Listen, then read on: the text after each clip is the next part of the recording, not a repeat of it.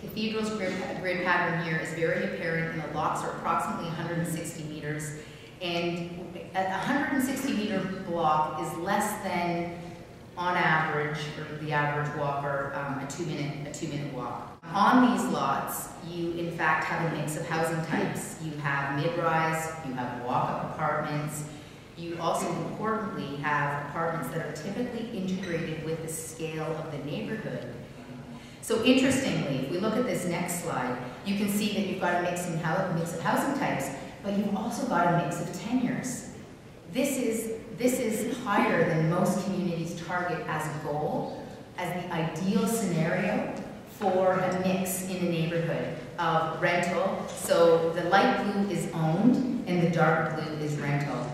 This is absolutely a national, if not an international, best practice.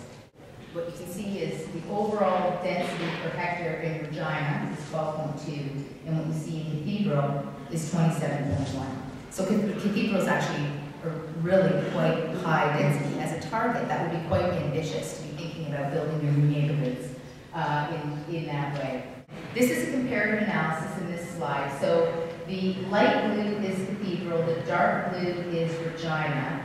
And the first column is car, truck, van, or motorcycle as the driver, the way people get to work. And you'll see that there's a significant difference in the percentage of people who live in Cathedral in a comparative analysis to the rest of the city in terms of how many people, in fact, use a car, truck, van, or motorcycle in order to get to work. And what's interesting about that is really what's on the end slide here, which supports that, is 18.6%. So you're almost at 20% of the population in Cathedral walks to work.